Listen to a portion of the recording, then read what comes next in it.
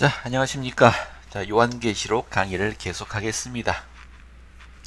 요한계시록에는 설명할 분량이 워낙 많아서 한꺼번에 다 풀어낼 수는 없겠네요. 자, 그때그때 부분 계속 설명해 나가도록 하겠습니다. 자, 오늘은 요한계시록 4장부터 7장까지 다루도록 하겠습니다. 자, 요한계시록은 아시아에 있는 7개의 교회에 보내는 서신 형식으로 되어 있습니다. 자, 요한은 7교회에 보내는 서신을 마친 후에 계속 그가 받은 계시 내용을 서술하고 있습니다. 자, 4장입니다. 자, 4장은 하늘 보좌에 대한 시현으로 시작됩니다. 한번 같이 읽어보겠습니다. 이 일 후에 내가 보니 하늘에 열린 문이 있는데 내가 들은 바 처음에 내게 말하던 나팔소리 같은 그 음성이 이르되 이리로 올라오라. 이후에 마땅히 일어날 일을 내가 내게 보이리라 하시더라. 자, 2절입니다. 내가 곧 성령에 감동되었더니 보라, 하늘에 보좌를 베풀었고 그 보좌 위에 앉으신 이가 있는데, 자, 하늘에 보좌가 있습니다. 자, 교류하세요. 137편에는 이 보좌에 대해서 설명하고 있습니다.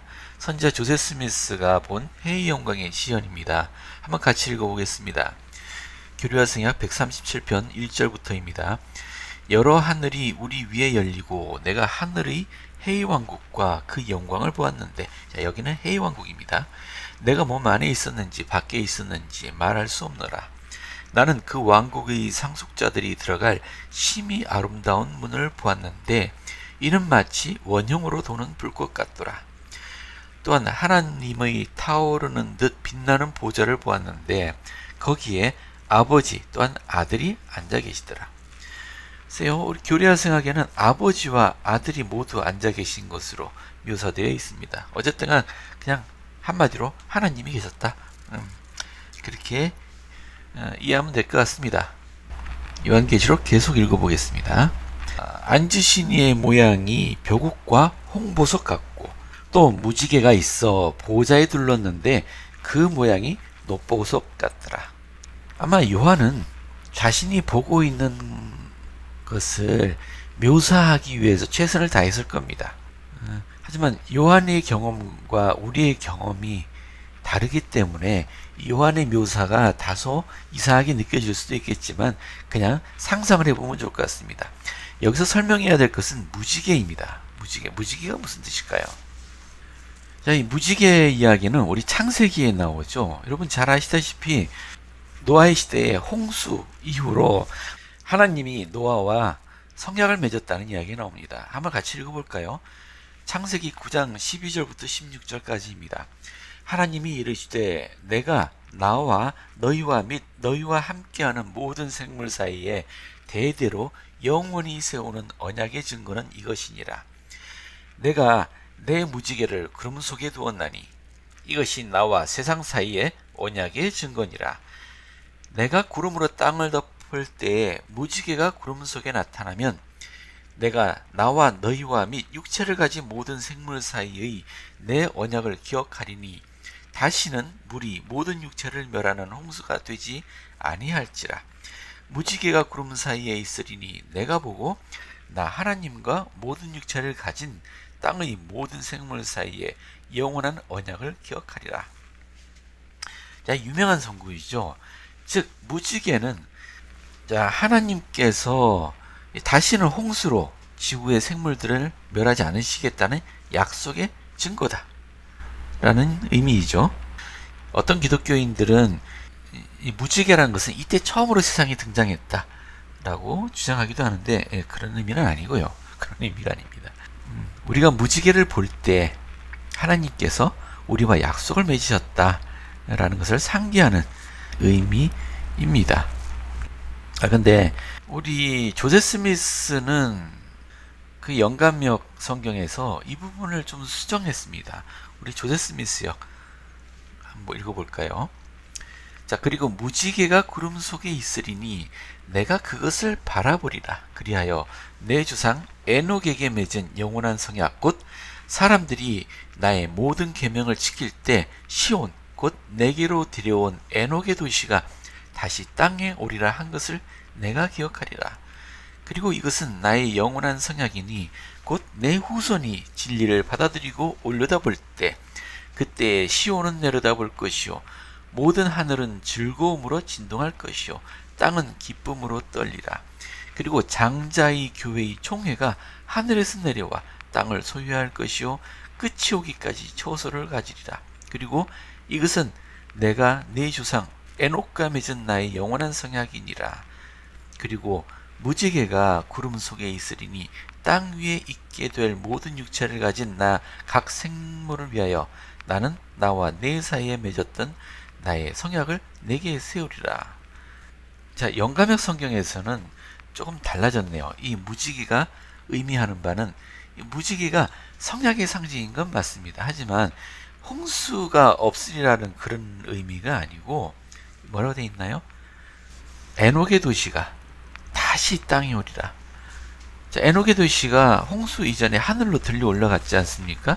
근데 이 에녹의 도시가 땅에 다시 오리라 라는 약속이라고 하네요. 자, 이것은 복천년이 될 때 이루어질 약속입니다. 그래서 에녹은 새 예루살렘, 즉 시온의 한 부분이 될 것입니다. 자, 어쨌든 하나님의 보좌가 있고 이 무지개가 보좌에 둘렀다. 즉 하나님의 보좌, 이 무지개는 성약을 상징합니다. 하나님이 우리 인간과 맺으신 성약. 하나님은 그분이 우리 사람들과 맺으신 약속을 결코 잊지 않으신다 라는 의미라고 이해가 되네요. 계속 읽어보겠습니다. 또 보좌에 들려 24보좌들이 있고 그 보좌들 위에 24장로들이 흰옷을 입고 머리에 금관을 쓰고 앉았더라. 여기 24장로가 나오는데요. 잠깐 학생 교재를 볼까요? 24장로가 누구냐? 자, 요한계시록 4장에서 요한은 하나님 아버지께서 하늘 보좌에 앉아 계시고 보좌 주위로 24장로가 있는 모습을 시온으로 보았다. 현대의 경전에는 이 24장로들이 성역을 베푸는 일에 충실하고 죽은 장로들로서 이전에 7교회에 속하여 있다가 이때는 하나님의 낙원에 있던 자라고 설명되어 있다. 우리 교리화성역 한번 읽어볼까요? 요한계시록을 공부할 때는 반드시 교리화성역 77편을 기억하셔야 됩니다.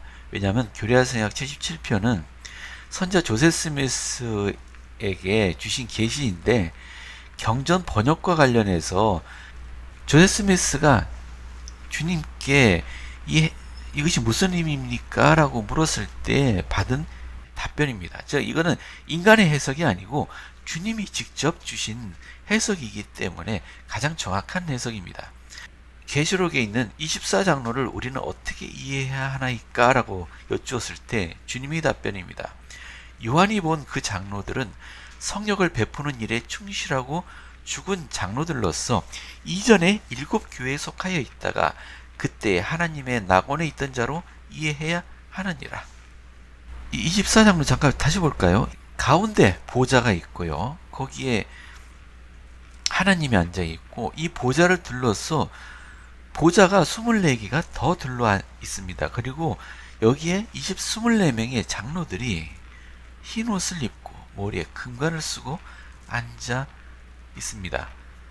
아마 이 24명의 장로들은 이 힘든 시기에 7교회에 속해 있다가 아마 순교한 교회 지도자들일 겁니다.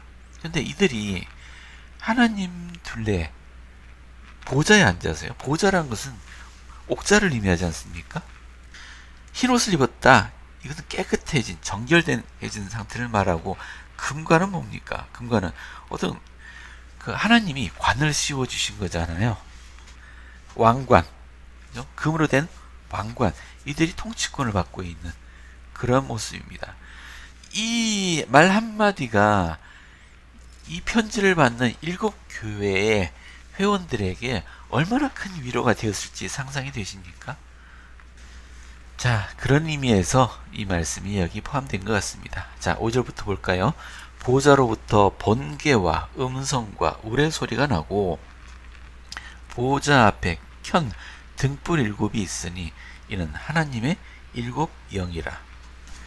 여기 자 등불 일곱, 하나님의 일곱 영. 이것은 자 계시록 1장에서 한번 언급이 됐었죠. 저 일곱 교회의 그 지도자, 즉 감독들을 의미한다라고 말씀드렸습니다. 그죠? 이 일곱 영 감독들도 역시 하나님 주위에 있는 것을 계시로 보았습니다. 자, 6절입니다. 보좌 앞에 수정과 같은 유리바다가 있고 보좌 가운데와 보좌 주위에 네 생물이 있는데 앞뒤에 눈들이 가득하더라. 자, 수정과 같은 유리바다는 지난주에 설명했습니다. 자, 해이왕국이 된 지구가 마치 유리바다와 같은 모습을 하고 있다. 이것은 해이왕국이 된 지구를 말합니다. 근데 여기 네 생물이 나옵니다. 자, 보좌 가운데와 보좌 주위에 네 생물이 있다. 이 네 생물을 이렇게 묘사하고 있습니다. 자, 첫째 생물은 사자 같고, 둘째 생물은 송아지 같고, 셋째 생물은 얼굴이 사람 같고, 넷째 생물은 날아가는 독수리 같은데, 네 생물은 각각 6날개를 가졌고 그 안과 주위에는 눈들이 가득하더라. 그들이 밤낮 쉬지 않고 이르기를 거룩하다 거룩하다 거룩하다 주 하나님 곧 전능하신 이여, 전에도 계셨고 이제도 계시고 장차 오실 이시라 하고, 이 네 생물에 만약에 실제로 이런 생명체가 있다면 어떨 것 같으세요? 사자 같은 모습, 송아지 같은 모습, 사람 모습, 독수리 같은 모습. 근데 날개가 6개고요. 눈이 잔뜩 붙어 있고요. 입으로 말을 합니다. 괴물 같은 모습이죠. 하지만 이건 다 상징적인 표현입니다. 실제로 요한의 눈에 이렇게 보였는지 아니면 요한이 그저 이렇게 묘사한 것인지 그건 알 수 없습니다만은 어쨌든 간 이건 상징입니다. 자, 교려성역에 조셉 스미스가 주님께 여쭌 모습이 나옵니다. 같이 볼까요? 자, 같은 절에 언급된 네 짐승을 우리는 어떻게 이해해야 하나이까? 자, 답변입니다. 그것은 계시자 요한이 하늘, 하나님의 낙원, 사람과 짐승들과 기어다니는 것들과 공중의 새들의 행복을 묘사하기 위하여 사용한 상징적 표현이라. 상징적 표현이라고 했네요. 자, 영적인 것은 현세적인 것과 같은 모양을 하고 있으며 현세적인 것은 영적인 것과 같은 모양을 하고 있나니. 그러니까 해이왕국이라고 해서 지금 우리가 보는 것과 다른 모습은 아니란 얘기예요. 자, 우리가 해이왕국에 갔을 때 우리 지구상에 보이는 동물들은 똑같은 모습으로 보일 겁니다. 그리고 지금 우리가 보는 모습도 우리 영의 모습, 영으로서의 모습과 같은 모습이라는 의미고요. 자, 사람의 영도 그의 신체의 모양을 하고 있으며 또한 하나님께서 창조하신 짐승이나 다른 모든 생물의 영도 그와 같으니라. 자, 또 질문입니다. 그 네 짐승은 하나하나의 짐승에 국한되어 있는 것이니까 그렇지 않으면 어느 종류 또는 등급을 나타내는 것이니까. 그러니까 조셉 스미스의 질문은 그렇습니다. 이 네 생명체는 각각의 특정한 개체들이냐 아니면 어떤 한 종류의 생명물체들을 종합해서 말한 거냐. 자, 답변입니다. 그들은 네 짐승 하나하나에 국한되어 있나니 이를 요한에게 보인 것은 그 지정된 창조의 등급 또는 범위 내에서 자신들의 영원한 더 없는 행복을 누리는 생물의 종류에 속하는 영광을 나타내는 것이니라. 실제로 이런 짐승들이 개체가 있다는 것이 아니고 그 생물의 종류를 상징한다는 것이죠. 게다가 행복한 상태 그리고 영광을 나타내는 것. 이건 무슨 의미일까요? 자, 또 질문입니다. 그 짐승들이 가진 눈과 날개를 우리는 어떻게 이해해야 하나이까? 자, 답입니다. 그들의 눈은 빛과 지식을 나타낸다. 즉, 눈은 빛과 지식을 나타냅니다. 이후로 이 계시록에서 눈이 나오면은 빛과 지식, 이게 뭡니까? 인간 예지를 말하는 거죠. 지성, 이해하고 배울 수 있는 그런 지성을 가진 존재를 의미합니다. 이는 곧 그들에게 지식이 충만해 있음을 나타내며, 자, 그리고 이 날개는 움직이는 행동 따위의 능력을 나타내는 것이다. 움직이고 행동하는 능력, 즉 주체성을 갖고 있다는 얘기죠. 자, 스스로 의지로 움직일 수 있다는 의미입니다. 학생 교재도 한번 볼까요? 이 네 생물에 대해서 우리 교재에는 이렇게 설명합니다. 자, 요한은 하늘 보좌에 대한 시연에서 하나님을 찬송하는 네 짐승을 보았다. 요한계시록 4장 6에서 8절에 묘사된 날개를 가진 네 생물은 이사야서와 에스겔서에 묘사된 하늘의 존재와 유사하다. 자, 후기 계시에서는 이 짐승의 의미가 설명되었다. 선자 조셉 스미스는 이렇게 가르쳤다. 자, 그 네 짐승은 자신의 창조의 한도를 채운 가장 고상한 짐승의 종류로 그들은 다른 세계로부터 구원을 받았으니 이는 그들이 완전하였기 때문이다. 그들은 그들 종족 가운데서는 천사와 같은 존재였다. 그들이 어디로부터 왔는지에 대해서는 알려진 바가 없다. 자, 제가 지금 가진 자료에는 이에 대한 더 설명이 없습니다만은, 자, 이렇게 이해하시면 되겠습니다. 송아지와 같은 짐승은 가축을 상징합니다. 자, 첫째 생물은 사자 같다고 되어 있죠. 사자는 맹수들을 상징합니다. 송아지는 가축을 상징하고요. 얼굴이 사람 같다는 얘기는 실제로 그 사람과 같은 인간 종족을 상징합니다. 날아간 독수리, 이것은 새의 종류들을 상징하죠. 그러니까 이건 각각 어떤 한 무리의 생물군들을 상징한다, 그렇게 이해하시면 좋을 것 같습니다. 이 네 짐승들은 물속에 사는 게 아니고 그냥 그 우리 공기 중에 사는 생명체들인데, 인간, 맹수들, 그리고 가축들, 인간과 같이 생활하는 가축들, 그리고 하늘에 날아다니는 조류들 각각 상징하는 그냥 상징이고, 이것들이 이제 영원한 세상에서 계속 발전해서 궁극의 존재가 되었을 때 그들이 누리는 지성과 행동력, 행복한 상태를 묘사했다. 그리고 이 모든 생명체들이 하나님을 찬양한다. 이제 그렇게 이해하시면 좋을 것 같습니다. 자, 24보자들도, 이 장로들도 보좌에 앉으신 이에게 경배하고 자기의 관을 보좌 앞에 드렸다. 이 24장로들이 해외왕국에 이르러 권능을 얻었죠. 영광을 얻었습니다. 그것을 주님께 드리는 모습입니다. 아마 우리 주님은 자신이 받은 영광을 또 아버지께 드리겠죠. 이런 아름다운 모습을 묘사하고 있습니다.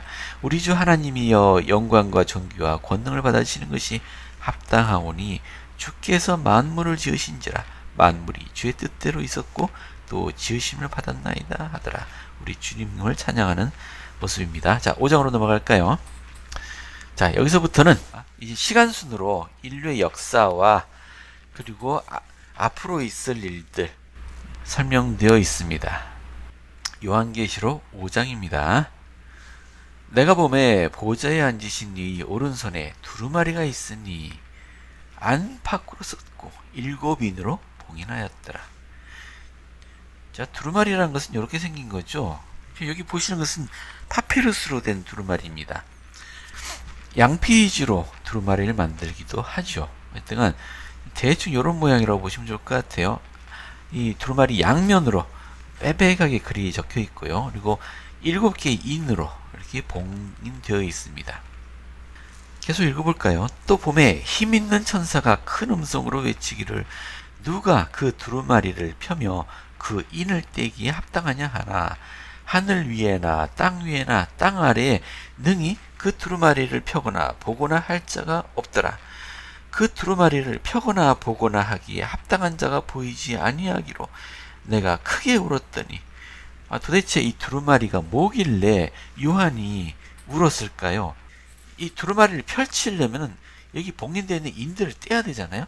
근데 이 인들은 무엇을 상징하는 걸까요?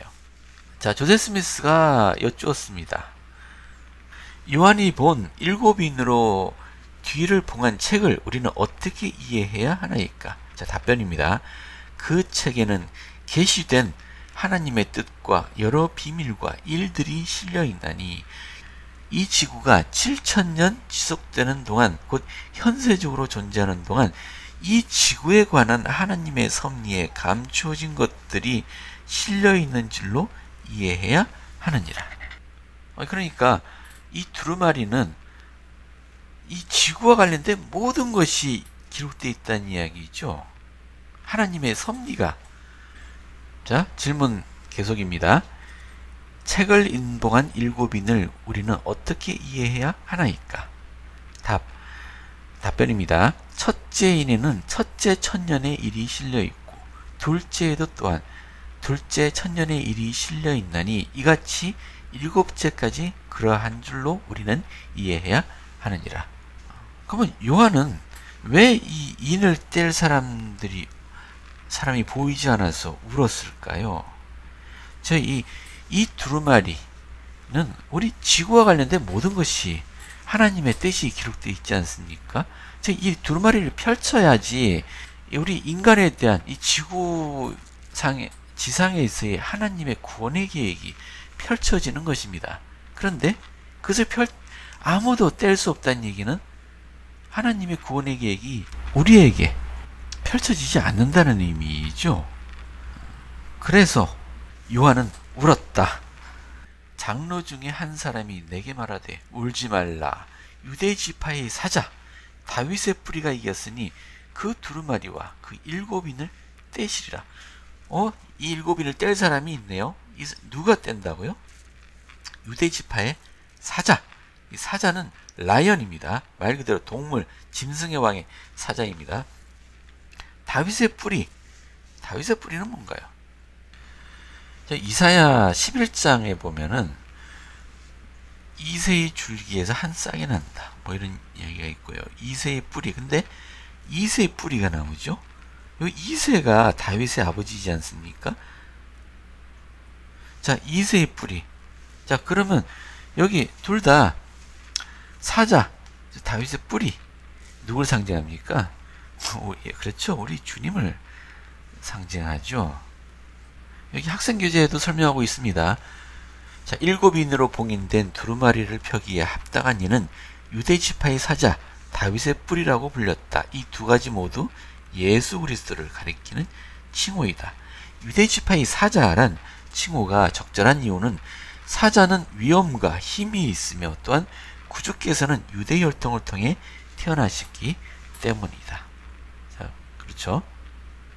자, 이 사자란 칭호가 어린 양이란 칭호와 대조되죠. 우리 예수님을 칭할 때 사자란 칭호도 쓰고 어린 양이라는 칭호도 씁니다.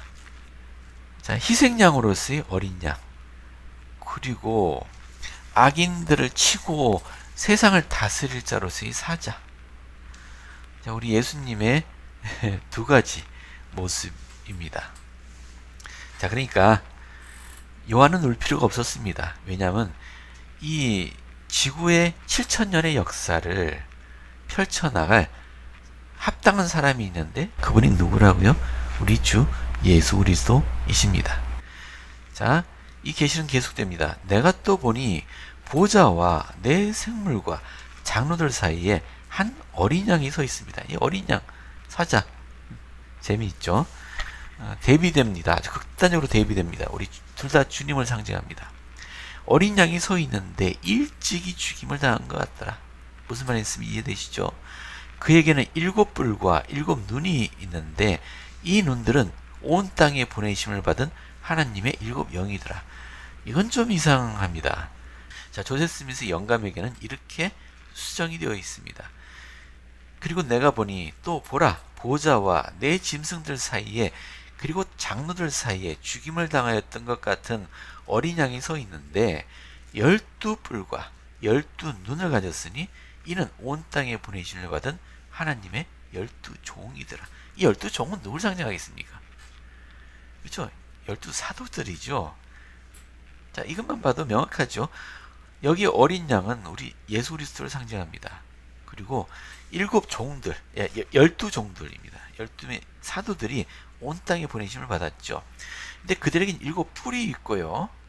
7눈이 있습니다. 눈은 아까 설명됐습니다. 그죠? 빛과 지식, 예지를 가진 인간의 영을 상징한다고 했죠. 근데 뿔은 우리 뿔을 가진 동물들 한번 상상해 보십시오. 뭐가 있나요? 염소, 코뿔소, 뭐 이런 것들이 있나요? 자, 우리 성경에서 뿔은 권세를 상징합니다. 파워 또는 authority. 자, 그러니까 우리 12명이 어떤 권세를 가졌나요? 신권의 권세를 가졌죠. 이 어린 양으로부터 받은 권세를 가진 영들입니다. 자, 이 어린 양이 나와서 보좌에 앉으신 이의 오른손에서 두루마리를 취하시니라. 그 두루마리를 취하심에 네 생물과 24장로들이 그 어린 양을 향하여 각각 검은 고와 향이 가득한 금대접을 가졌으니 이 향은 성도들의 기도들이더라. 향. 우리가 드리는 기도는 하나님께 향기로운 향으로 다가옵니다. 모세가 하나님의 즉 성막을 건축했었죠. 이동식 성전인 성막입니다. 이 성막 안에는 해이왕국을 상징하는 지성소가 있습니다. 그리고 지성소 앞에는 항상 향을 피우도록 되어 있었습니다.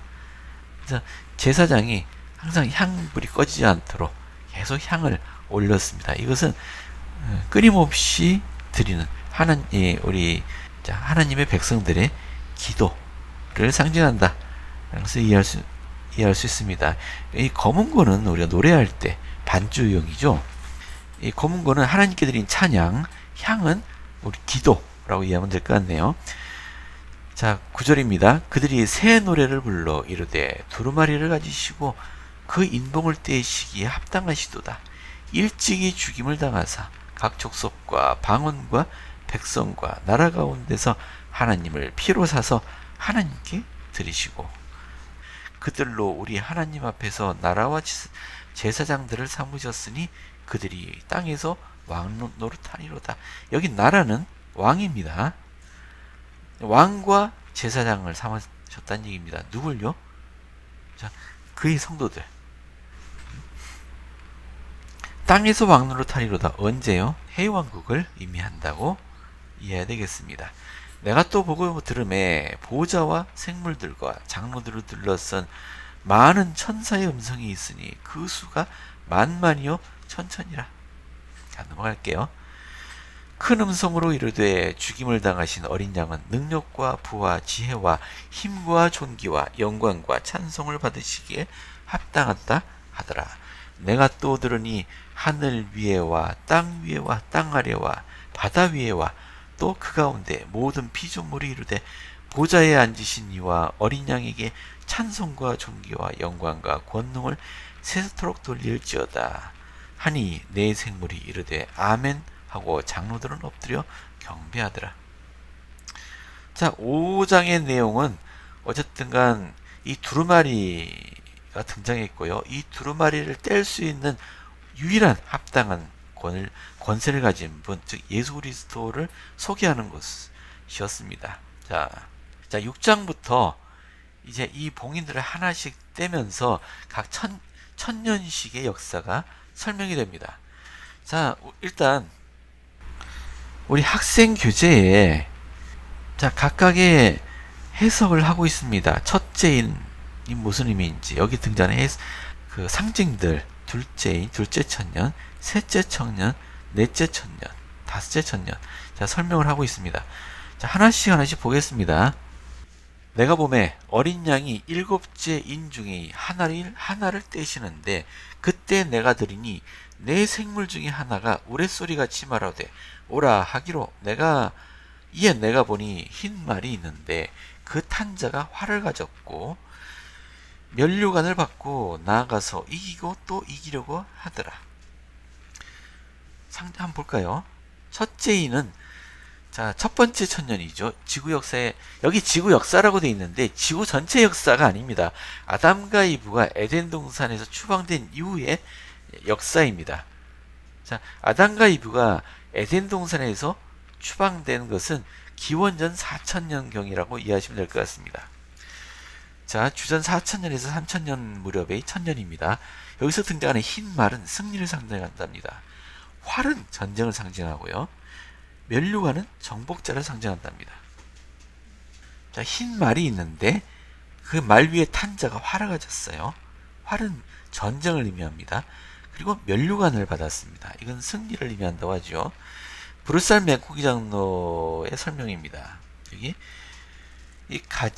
이 성구에서 언급된 가장 놀라운 사건 중에는 에녹과 그의 성역도 포함되어 있다. 그리고 흥미로운 점은 요한이 본 것은 시온 건립과 시온이 하늘의 영역으로 옮겨진 사건이라 비할 데 없이 불리한 전쟁에서 성도들의 군대를 지휘하는 에녹이 나아가서 이기고 또 이기려 했던 일이라는 점이다. 창세기 공부할 때 설명한 적이 있습니다. 아담과 이브의 타락 이후로 인간들은 타락한 상태에서 살아갔습니다. 자, 하나님의 일은 이때부터 지상에서 펼쳐져 왔습니다. 아담과 이브가 자녀들을 가르쳤죠. 성역을 베풀었고요. 신권을 주었고 선지자들이 있었습니다. 자, 이러한 하나님의 노력은 시온이 건설됨으로써 완성을 하게 됩니다. 그러니까 이 첫 천년의 기간 동안 하나님의 사업은 승리를 했고 하나님의 왕국, 백성들이 만들어졌고요. 시온이 건설이 되었습니다. 자, 이와 같은 일이 우리 복천년 시대에 이루어질 겁니다. 에녹의 성역 그리고 이 시온은 하나님의 사업의 승리, 완성을 의미합니다. 자, 여기에 합당치 않은 자들은 멸망당했죠. 네, 안타깝게도 자, 이 이후로 다시 하나님의 사업이 지상에 시작되는데 자, 이것이 앞으로 5000년이 걸립니다. 자, 둘째인을 떼실 때 내가 들으니 둘째 생물이 말하되 오라 하니 이에 다른 붉은 말이 나오더라. 붉은 말입니다. 또 그 탄자가 허락을 받아 땅에 화평을 제하여 버리며 서로 죽이게 하고 큰 칼을 받았더라. 이 붉은 말을 탄 사람은 큰 칼을 가지고 있습니다. 해석을 볼까요? 붉은 말은 피의 색깔입니다. 칼은 그죠? 전쟁을 의미하겠죠. 전쟁과 파멸을 의미합니다. 자, 경전에 기록되어 있듯이 이 시기는 만연한 악과 폭력이 그 특징이 되며 노아의 시대의 대홍수도 이 시기에 포함이 됩니다. 에녹의 성이 하늘로 들려져 올라간 이후에 지상이 이렇게 변한 것이죠. 이거 이 홍수도 이 두 번째 천년에 포함된다는 얘기네요. 둘째인의 시기에 칼을 들고 전쟁과 유혈을 일으킨 붉은 말을 탄 자는 누구였는가? 아마도 그는 사탄일 것이다. 확실히 그가 힘을 떨친 큰 날, 즉 8명을 제외하고 살아있는 모든 영혼이 홍수에 휩쓸려 죽음을 당할 정도로 그 악이 성행하던 시기이다. 만약 그가 루시퍼가 아니더라도 아마도 냉혈란이었거나 학살을 자행하는 수많은 전사를 대표하는 사람이었을 텐데 우리에게는 그에 대한 기록이 없다. 주전 3000년에서 주전 2000년은 전쟁과 멸망의 시기였다고 이야기해도 충분할 것이다.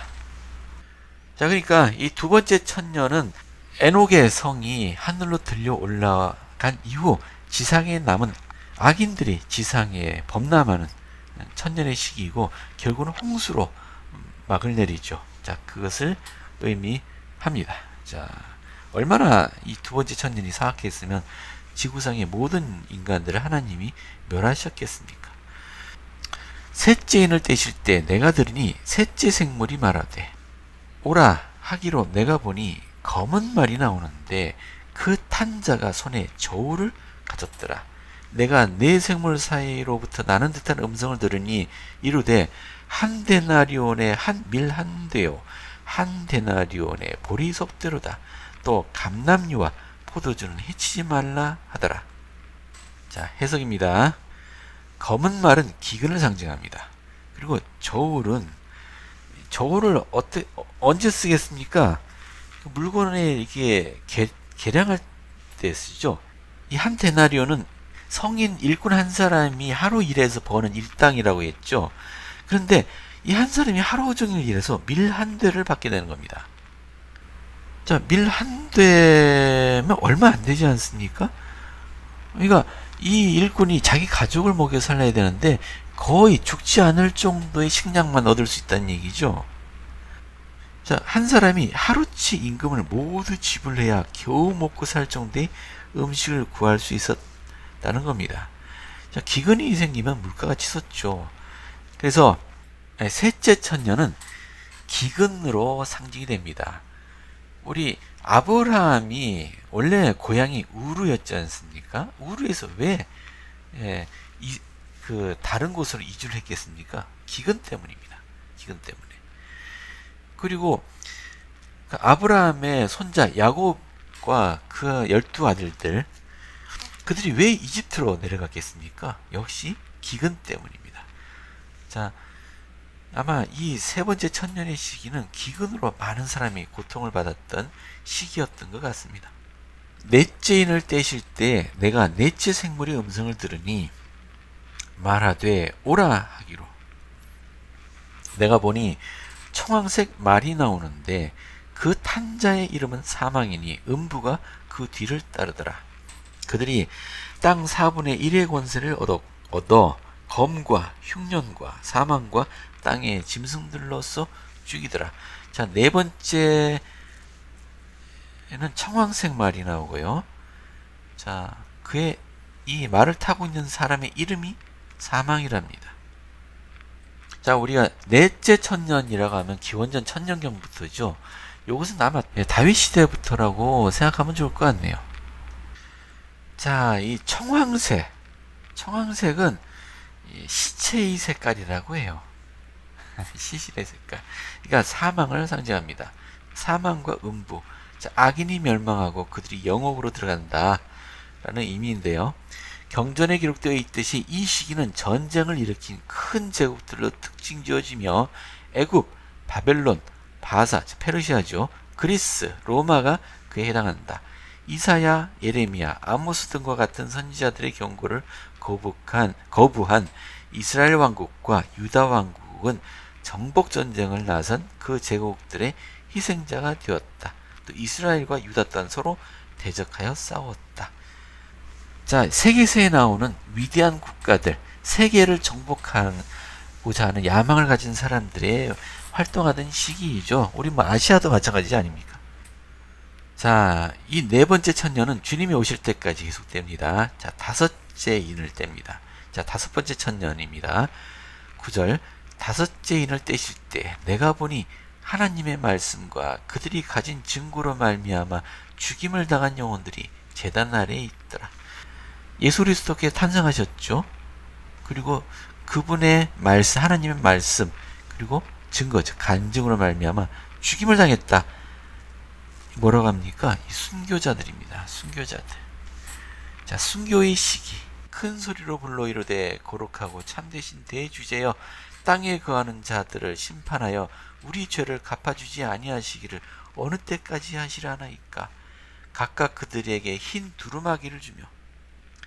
이 두루마리가 아닙니다. 두루마기입니다. 우리 선비들이 입던 하얀 두루마기요. 여기 두루마기라고 해석이 되어 있는데 영어로는 로브입니다. 하얀 로브. 하얀 로브를 주며 이르시되 아직 잠시 동안 쉬되 그들의 동무종들과 형들도 자기처럼 죽임을 당하여 그 수가 차기까지 하라 하시더라. 자, 이 다섯 번째 천년은 많은 성도들이 예수 그리스도에 대한 간증으로 인해서 죽임을 당하던 순교의 시기입니다. 자, 해석도 마찬가지입니다. 제단은 희생을 상징하고요. 영혼들은 순교자들을 의미합니다. 즉 기독교인들이죠. 그렇죠? 자, 순교자들이 어떤 모습으로 비쳤습니까? 흰 두루마기, 하얀 로브를 입었어요. 우리 성전에서 이 로브의 의미를 설명받습니다. 자, 성전에서 배운 것을 상기하시기 바랍니다. 하얗다는 얘기는 어쨌든 간 깨끗한 자, 완전히 흠없이 깨끗해진 상태를 의미하죠. 점점 우리 시대에 가까워집니다. 여섯 번째 인을 떼십니다. 근데 이 여섯 번째 천년을 의미하는데 지금 우리가 살았던 시대죠. 여섯 번째 천년. 자, 여섯 번째 천년은 예수 그리스도께서 재림하시기 전에 있을 온갖 징조를 보이는 시기인데요. 이 징조들을 7가지로 묘사하고 있습니다. 한번 볼까요? 뭐라고 되어 있나요? 여섯째 인을 떼실 때 큰 지진이 나고, 그죠? 해가 검은 털로 짠 상복같이 검어지고, 달은 온통 피같이 되고, 하늘의 별들이 무화과 같이 땅에 떨어집니다. 자, 하늘의 별들이 무화과 나무가 대풍에 흔들려 설 익은 열매가 떨어지는 것 같이 땅에 떨어지며 별들이 떨어진답니다. 하늘은 두루마리가 말리는 것 같이 떠나가고, 자, 하늘이 말린다. 산과 섬이 제자리에서 옮겨지며 땅의 임금들과 왕족들과 장군들과 부자들과 강한 자들과 모든 종과 자유인이 굴과 산들이 바위에 숨어. 자, 요 7가지입니다.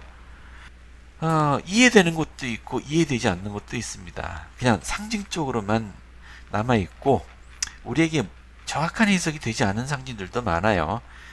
예를 들어서 해가 검어진다, 달이 피같이 된다, 별들이 떨어진다. 이건 어떤 하늘의 징조가 있을 것은 아는데 무슨 의미인지 정확하게는 모릅니다. 그때가 되면 알 거라고 했어요.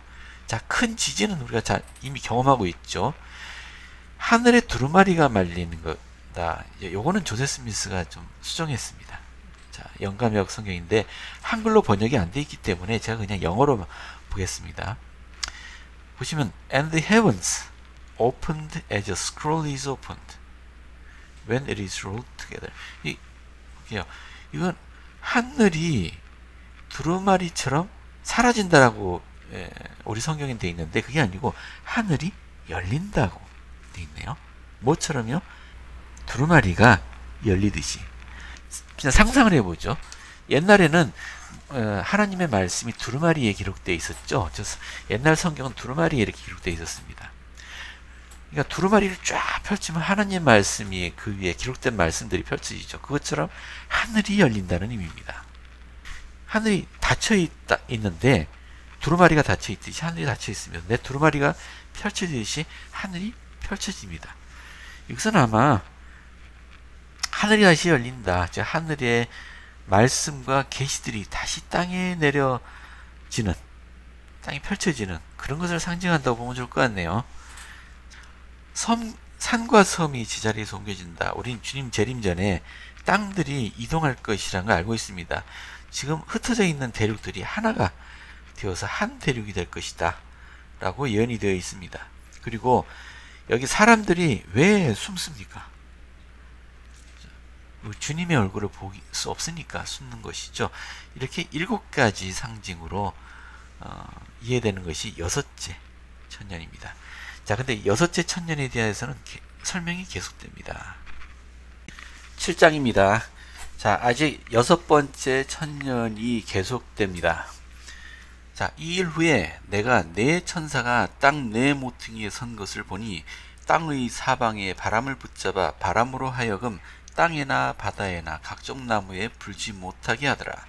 또 봄에 다른 천사가 살아계신 하나님의 인을 가지고 해 돋는 데로부터 올라와서 땅과 바다를 해롭게 할 권세를 받은 네 천사를 향하여 큰 소리로 외쳐 이르되 우리가 우리 하나님의 종들의 이마에 인치기까지 땅이나 바다나 나무들을 해하지 말라 하더라.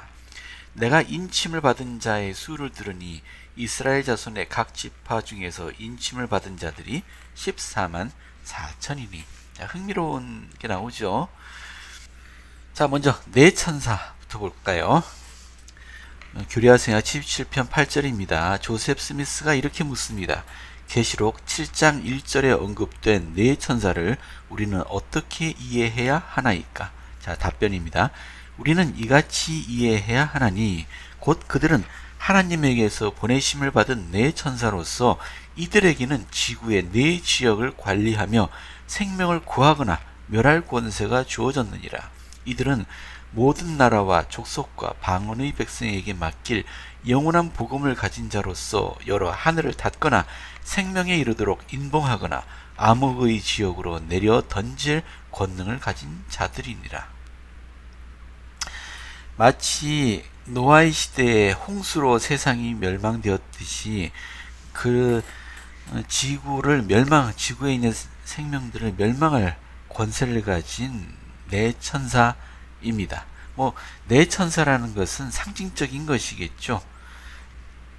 그러니까 지구가 동서남북 네 방향으로 우리가 항상 이해하니까 그런 의미에서 내천사일 수도 있고요.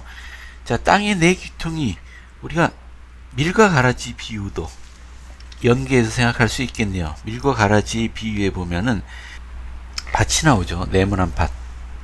이 밭에 밀을 뿌렸는데 종들이 자는 사이에 원수들이 와서 가라지를 뿌리고 갔다. 이런 이야기였습니다. 이 밭이 네모나게 생긴 게 일반적이죠. 그러니까 이 밭을 땅, 지구라는 세상을 이렇게 밭이라고 묘사했다면 이 네 귀퉁이가 의미가 됩니다. 자, 그냥 이게 비유적인 상징입니다. 자, 교리하세요. 70편 9절입니다. 계시록 7장 2절에 나오는 동방에서 올라오는 천사를 우리는 어떻게 이해해야 하나이까? 답.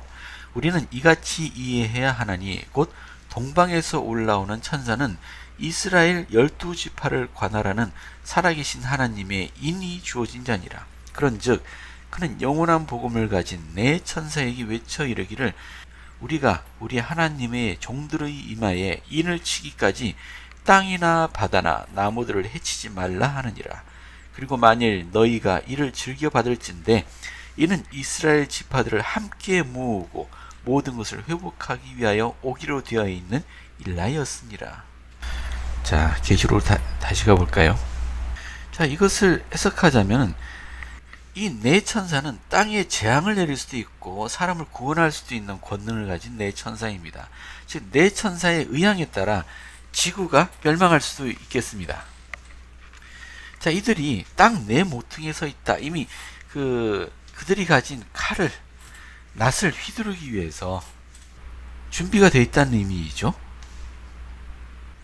자, 다시 밀과 가라지 비유로 들어가 볼게요. 자, 밀과 가라지가 함께 자라고 있습니다. 자, 마지막 추수 때가 되면 이 추수꾼들이 낫을 휘둘러서 모든 밀들을 베고 그 밀들은 창고에 들인 다음에 밭에 남아있던 가라지들은 모두 불태워 버리게 됩니다. 자, 이 땅 네 귀퉁이에 이제 추수하기 위한 낫을 들고 천사들이 서 있는 모습을 상상해 보시기 바랍니다. 그러니까 이 네 천사가 땅 네 모퉁이에 서 있습니다. 자, 이들이 낫을 휘두르게 되면은 땅에 있는 사람들이 멸망하겠죠. 자, 그런데 2절에 이 다른 천사가 누구라고 했죠? 일라이어스라고 했습니다. 자, 일라이어스는 한 사람이 아닙니다. 즉, 회복의 권능을 가진 또 회복의 역할을 가진 사람들을 그들의 역할을 일라이어스라고 부릅니다. 조세 스미스가 될 수도 있고 또는 몰몬경을 회복한 모르나이가 될 수도 있고요. 또는 커틀랜드 성전에서 신권의 열쇠들을 회복했던 천사들일 수도 있고요. 이런 모든 사명을 가진 자들을 일라이어스라고 할 수 있겠습니다. 단지 상징적으로 한 모르나이를 생각해 보시죠. 우리 성전 첨탑 위에 땅을 밟고 서 있는 그리고 나팔을 들고 있는 모르나이 천사를 상상해 보는 것도 도움이 되겠습니다. 이 천사는 하나님의 인을 가지고 있습니다. 인은 도장 같은 것이죠. 해 돋는 데서 올라와서 동방에서 올라와서 땅과 바다를 해롭게 할 권세를 받은 네 천사를 향해서 이르되 우리가 우리 하나님의 종들의 이마에 인치기까지 땅이나 바다나 나무들을 해하지 말라. 자, 하나님의 종들을 이마에 인친다는 얘기는 하나님의 종들을 구분한다는 얘기죠. 세상에 있는 많은 사람들 가운데 하나님의 종들을 구분하는 겁니다. 왜 구분하겠습니까? 그들은 불태워지면 안 되니까요. 그들을 구분해서 따로 보존하기 위해서죠. 자, 우리가 이 천사를 일라이어스라는 천사가 하나님의 종들을 구분할 동안은 네 천사가 대기하고 있습니다. 땅의 사방에서. 이 인치는 일이 끝마치면 어떻게 될까요? 그러면 낫을 휘두르겠죠. 이 네 천사가 낫을 휘두를 겁니다. 내가 인침을 받은 자의 수를 들으니 이스라엘 자손의 각 지파 중에 인침을 받은 자들이 14만 4천이라. 사실 요 구절 때문에 어떤 기독교 교파에서는 그리스도의 재림 때 구원받을 자들이 14만 4천 명이다. 또는 하나님의 왕국에 구원받을 자들이 14만 4천 명 뿐이다. 나머지는 모두 다 멸망한다. 뭐 이렇게 해석하는 분들도 계세요. 하지만 우리 학생 교재를 좀 볼까요? 천사들, 주님께서는 조셉 스미스에게 계시록 7장 1, 2절에 언급되어 있는 천사들에 관하여 알려주었다. 요한계시록 7장 1절에는 네 천사와 땅의 너의 모퉁이, 땅 사방에 바람이 언급되어 있다. 경전에 나오는 4라는 수는 나침반의 네 방향처럼 지리적으로 가득 찬 것을 암시하기도 한다.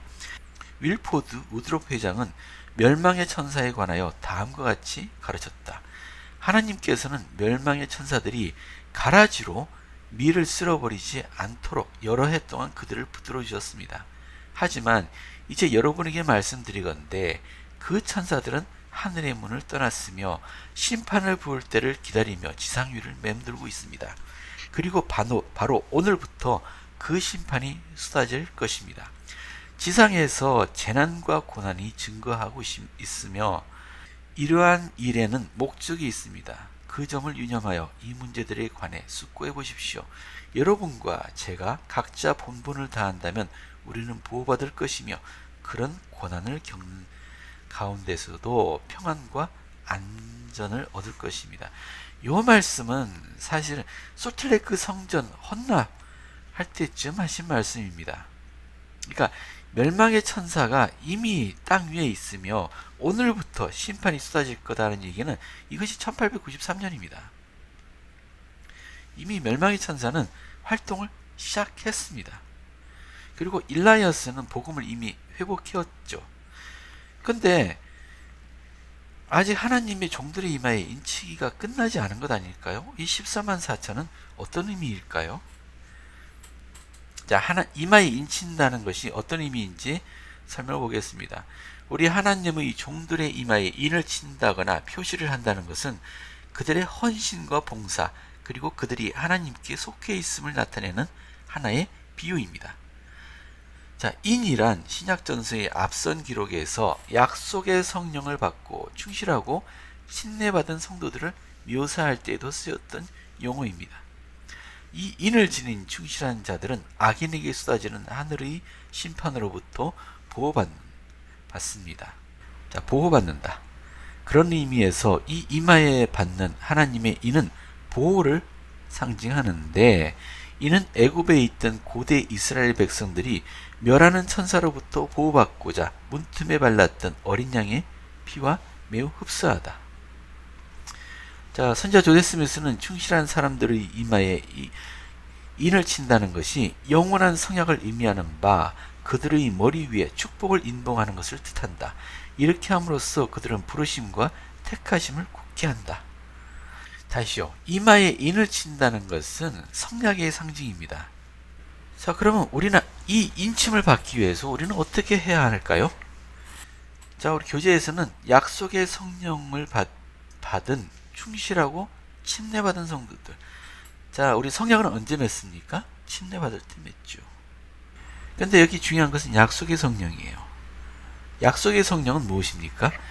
우리 성도들이 자신이 맺은 성약에 충실할 때 이 성약에 충실했다는 것을 성신이 인정해 주는 것을 약속의 성령이라고 합니다. 그러니까 침례받았다고 모두가 다 인을 받는 건 아닙니다. 침례 성약에 충실해야 되는 것이죠.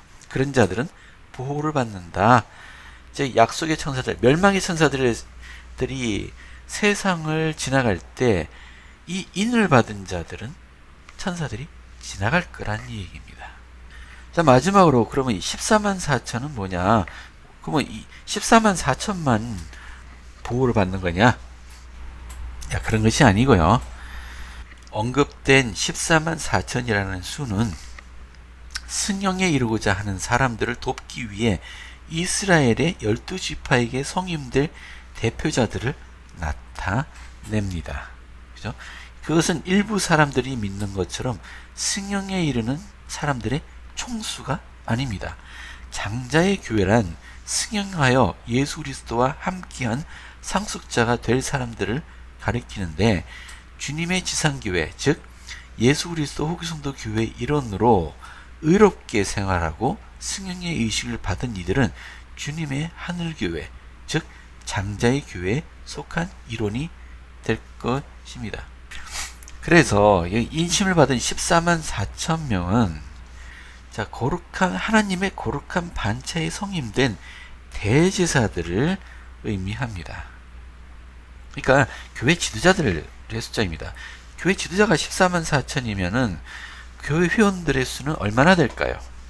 그러니까 성역에 충실한 자들, 그리고 교회 지도자들의 순종하는 자들, 그들은 모두 다 구원받게 될 것입니다. 그러니까 이 문장을 오해하시면 안 되겠습니다. 그래서 24만 4천의 수에는 이스라엘의 각 지파가 포함됩니다. 보시면은 5절부터 보시면은 유다 지파의 1만 2천, 루벤 지파의 1만 2천. 이런 식으로 각 지파마다 1만 2천 명씩, 그 12개 지파니까 14만 4천 명이 되는 것이죠. 이것은 각 지파를 대표하는 지도자들의 숫자를 의미합니다. 9절 보겠습니다. 이 일 후에 내가 보니 각 나라와 족속과 백성과 방언에서 아무도 능히 셀 수 없는 큰 무리가 나와 흰 옷을 입고 손에 종려가지를 들고 보좌 앞과 어린 양 앞에 서서, 여기 흰 옷을 입은 셀 수 없는 무리. 이들은 누구일까요? 요한은 흰 옷을 입은 수많은 승령한 사람들을 보았는데, 이 흰 옷을 입은 자들은 승령에 이른 자들입니다. 그들은 셀 수 없이 많습니다. 지상의 모든 나라에서 온 이들이었다. 전에 종려나무의 가지를 든 의인들의 모습은 구주께서 예루살렘으로 승리의 입성을 하시는 장면을 떠올리게 합니다. 종려나무의 가지는 승리와 기쁨을 상징하는데요. 어린 양의 피에 씻어서 희게 된 옷은 우리가 예수 그리스도의 속죄를 통해 깨끗하게 된 것을 의미합니다. 사실 저는 이 구절이 굉장히 희망적인데요. 때때로 나도 해왕국에 갈 수 있을까? 승령에 이룰 수 있을까? 나는 그렇게 못할 것 같아. 우리 교회 회원들 가운데 아주 극히 일부만 해왕국에 갈 수 있는 것 아니야? 라고 생각하는 분들이 있습니다. 하지만 여기 뭐라고 되어 있나요? 흰 옷을 입은 자들이, 즉 승령에 이르는 자들이 셀 수 없는 큰 무리라고 했습니다. 굉장히 많은 수의 사람들이 승령에 이르게 될 겁니다. 지금 희생을 마다하지 않고 충실한 우리 후기 성도 여러분들이 이 무리에 속하지 않을 이유가 있을까요? 결코 이 길을 떠나지 마시기 바랍니다. 중요한 것은 내가 얼마나 큰 일을 했느냐, 어떤 부름을 받았느냐가 아니고 끝까지 견디는 게 중요한 것입니다. 끝까지 읽겠습니다. 큰 소리로 외쳐 이르되 구원하심이 보좌에 앉으신 우리 하나님과 어린 양에게 있도다 하니, 모든 천사가 보좌와 장로들과 내 생물의 주위에 서 있다가 보좌 앞에 엎드려 얼굴을 대고 하나님께 경배하여 이르되 아멘. 찬송과 영광과 지혜와 감사와 존귀와 권능과 힘이 우리 하나님께 세세 영원토록 있을지어다. 아멘 하더라. 장로 중 하나가 응답하여 나에게 이르되 이 흰옷 입은 자들이 누구며 또 어디서 왔느냐? 내가 말하기를 내 주여 당신이 아시나이다 하니, 그가 나에게 이르되 이는 큰 환난에서 나오는 자들인데 어린 양의 피에 그 옷을 씻어 희게 하였느니라. 그러므로 그들이 하나님의 보좌 앞에 있고 또 그의 성전에서 밤낮 하나님을 섬김에 보좌에 앉으신 이가 그들 위에 장막을 치시리니, 그들이 다시는 줄이지도 아니하며 목마르지도 아니하고 해나 아무런 뜨거운 기운에 상하지도 아니하리니, 이는 보좌 가운데 계신 어린 양이 그들의 목자가 되사 생명수 샘으로 인도하시고 하나님께서 그들의 눈에서 모든 눈물을 씻어주실 것임이라. 자, 오늘은 여기까지입니다. 오늘 배운 내용을 다시 한번 정리해 볼까요? 자, 인간의 역사의 7천년에 해당하는 두루마리가 있었고요.